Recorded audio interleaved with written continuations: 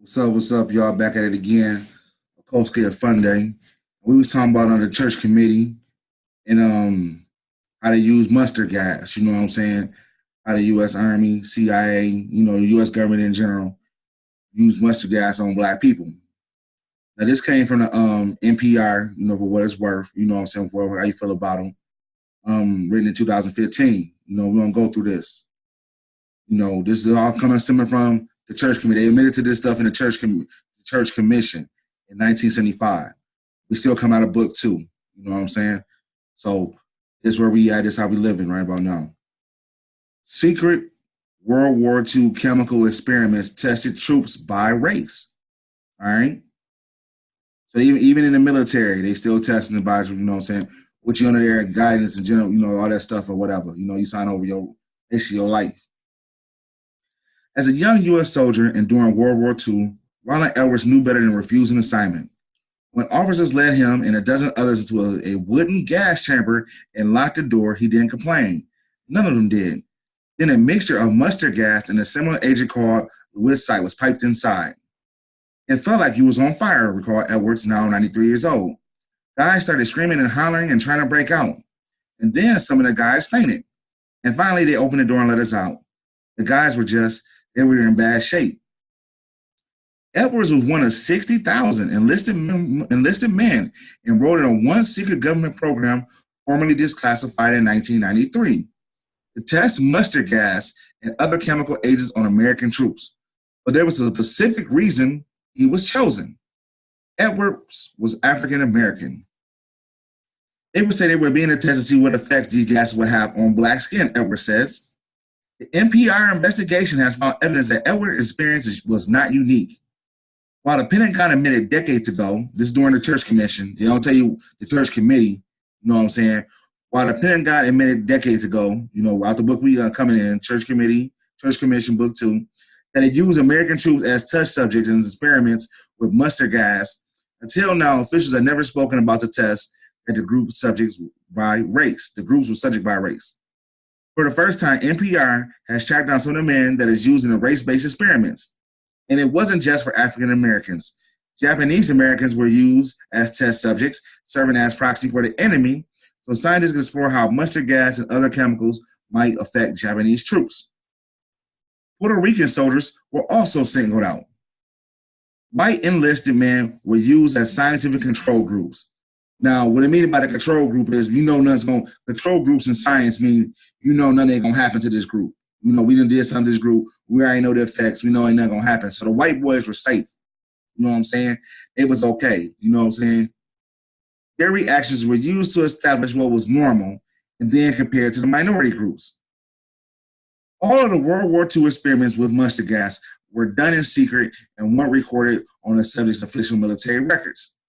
Most do not have proof that they went through it. They received no kind of follow-up health care or no monitoring of any kind, and they were sworn to secrecy about the test under the threat of a dishonorable discharge in military prison times, leaving some unable to receive adequate medical treatment for their injuries because they couldn't tell the doctor what happened to them. Army Colonel Steve Warren, director of the press operations at the Pentagon, acknowledges NPR findings. So they admit to this. You know what I'm saying? They admit to this day, even though they done it way back when. And quick to put this between today's military and the World War II experiments. The first thing to be very clear about is that the Department of Defense no longer conducts chemical weapon testing any longer. Bullshit. Don't believe that, he says. And we have to probably come as far as any institution in America on race. So I think it's particularly for us to in uniform, to hear and see something like this is stark, even a bit jarring. NPR shared findings with this investigation with Rep. Barbara Lee of California. Y'all know Barbara Lee. She's in the Black Correctional Caucus. You know what I'm saying? A member of the Correctional Black Caucus, who sits in the House Committee for Veterans Affairs. She pointed out the similarities between these tests and Tuskegee syphilis experiment, where the U.S. government scientists withheld treatment for black sharecroppers in Alabama to observe disease regression. I am angry and I am very sad, Lee said. I guess I shouldn't be shocked when you look at the syphilis studies and all other very terrible experiences that are taking place as it relates to African American and people of color. But I guess I'm still shocked by that. Here we go again. Okay, let's see what she done did about it since she was so shocked and stuff like that. Here's the pictures of the segregated black troops, putting in their protective gear and stuff like that in 1940s, memorandum. Lee said that the U.S. government need to recognize the man who was used as test subject, but they could still reach some now in the 80s and 90s. We owe them a huge debt, first of all. I'm not sure how you repay such a debt, she says.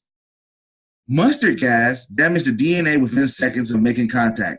It causes painful skin blisters and burns and can lead to serious and sometimes life-threatening illnesses, including leukemia, skin cancer, emphysema, and asthma.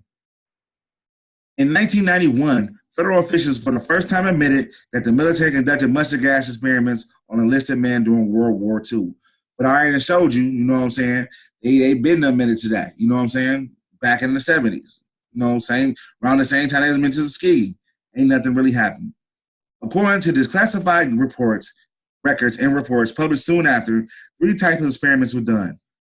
The patch test, where liquid mustard gas is applied directly onto the test subject's skin. Field test, where the subject was exposed to gas outdoors in a simulated combat setting. And chamber test, where man was locked inside gas chambers while the mustard gas was piped in. Sounds just like Auschwitz.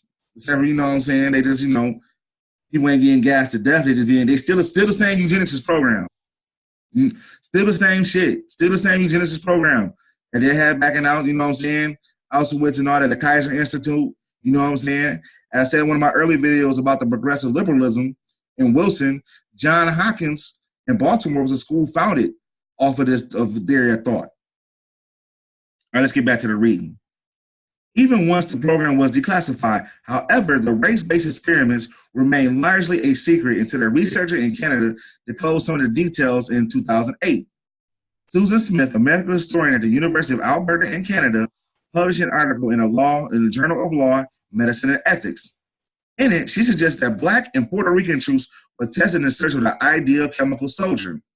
If they were more resistant, they could be used on the front lines while white soldiers stayed back and protected from the gas. Remember, the white soldiers were the control element in the scientific study. You know what I'm saying?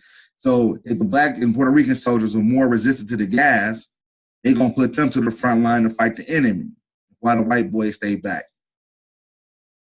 The article received little media attention at the time, and the Department of Defense did not respond. Despite months of federal requests, NPR still hasn't been given access to the hundreds of pages of documents related to the experiments, which could provide confirmation of the motivation behind them.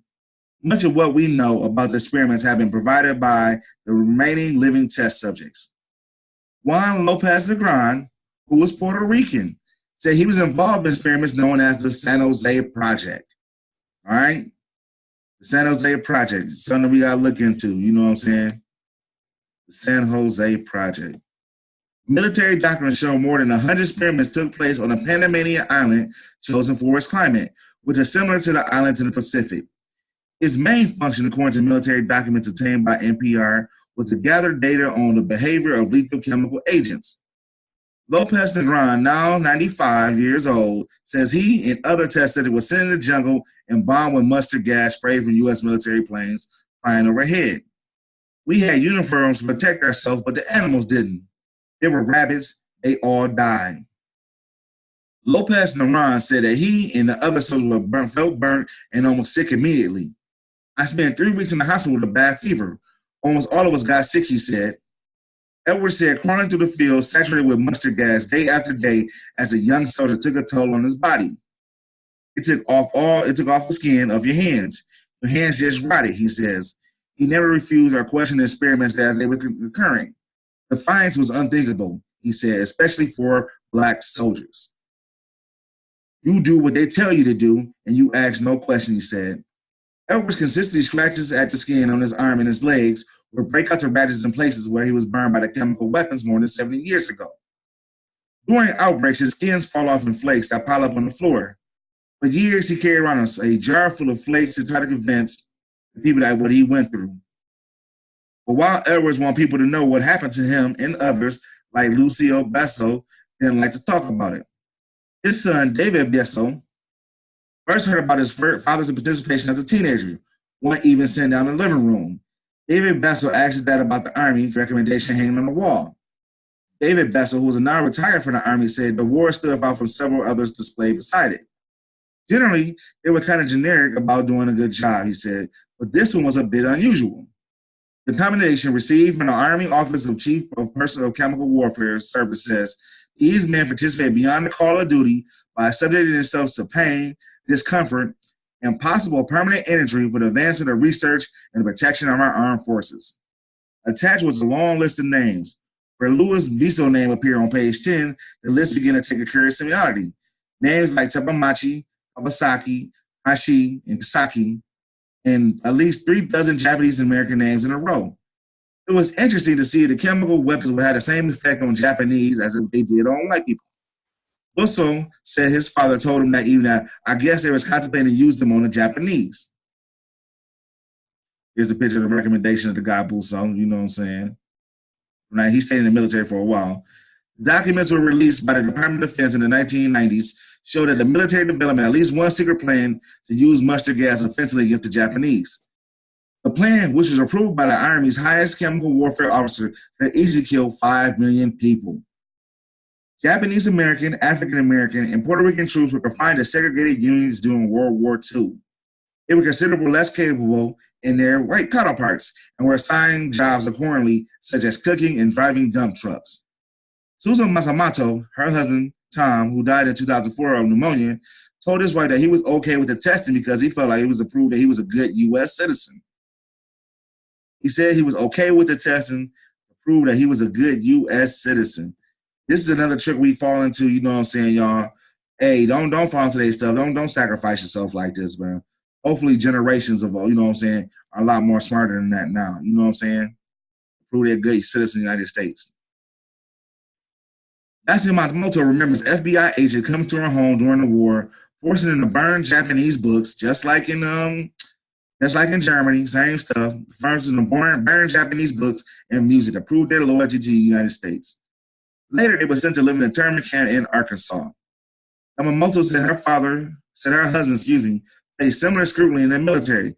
Despite that, he's a proud American. He loved his country, Matsumoto says. He said, where else can you find this kind of place where you have all this freedom? And that's there you have it. You know what I'm saying? But we talked about this before in the like I said before in the book, you know, the church commission, you know, church committee, book 2. You know, so we didn't talk about this before. So just in case you might have forgot, you know what I'm saying, that we didn't talk about this before, this is the Church Commission, book 2. You know what I'm saying? Drug testing and covert programs. In the early 1950s, that's when they kind of started. The CIA began a number of, because that's when the CIA was formed, and you know what I'm saying, in 1947, began a program of systematically testing chemical and biological materials, including drug testing on unwitting Americans. The existence of such program was kept secret because, as the CIA Inspector General wrote in 1957, it was necessary to protect the operation from exposure to the American public, as well as the enemy forces. Public knowledge of the CIA unethical and illicit activities were thought likely to have serious political repercussions, which they didn't. Ain't shit really happened. You know what I'm saying? In the media, that's why it's Operation Mockingbird. We don't get into in this series. That swept it under the rug. You know what I'm saying? Just like they did the weapons of mass destruction for Iraq, if you living during that period. The CIA drug experiments disregarded instructions of their superior within the agency and failed to take reasonable precautions when, you know what I'm saying, when they undertook the test which resulted in the death of Dr. Frank Olson. The CIA made expensive use of the Bureau of Narcotics and Dangerous Drugs in conducting this program of drug testing on unwitting subjects. Military intelligence also administered drugs to volunteer subjects who were unaware of the purpose of or the nature of the test in which they were participating in, which we just covered. We just covered this part right here. We just showed that, you know what I'm saying? How they were just, you know what I'm saying, doing the drugs and all type of stuff. You know, using mustard gas and all type of nasty stuff. We just showed the mustard gas. The CIA drug research was conducted in part through arrangements with universities, hospitals, and private research organizations in a manner which concealed from the institution the interests of the CIA. Although key individuals were made readily of the agency's sponsorship, There were similar covert relationships with American private institutions, which still goes on today, and other CIA intelligence activities. So there you have it. That's from the book. So that's how they got down with the biological warfare program and things of that nature, testing on American subjects, especially on black people. You know what I'm saying? I know the article was speaking on non-white, but that's how they get down testing, especially on black people. They have a history of it. We should also look up to see what Barbara Lee done about it. She's part of the Correctional Black Caucus, and it's happened to black people. We should look into that. Matter of fact, we're going to look into that. Because, ain't no sense of having this political, caucus or whatever that's supposed to protect you and stuff like that. And they can't really dole out punishment. You know what I'm saying? So, this is a Coast Guard Fun Day. Y'all have a wonderful day. We're going to keep on going with the series of Church Commission. Keep it rocking and rolling. Hey, y'all have a good one. Peace.